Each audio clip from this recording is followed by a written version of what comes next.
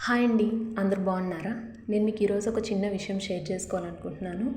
అదేంటంటే కొన్ని రోజుల క్రితం మా ఫ్రెండ్స్లో ఒకరికి హెల్త్ బాగాలేక హాస్పిటల్లో అడ్మిట్ అయింటే చూద్దామని వెళ్ళాం.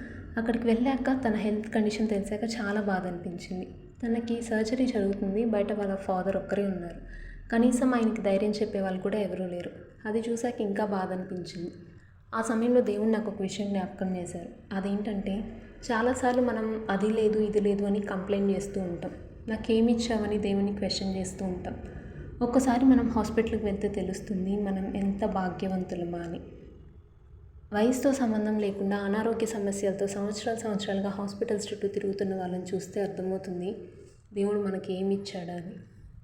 కాబట్టి ఈరోజు మనం ఆరోగ్యంగా ఉన్నామంటే అది కేవలం దేవుని కృపా కనికరం మాత్రమే. అందును బట్టి దేవునికి కృతజ్ఞత తెలియచేద్దాం. అది లేదు ఇది లేదు అని కంప్లైంట్స్ చేయడం మానేద్దాం.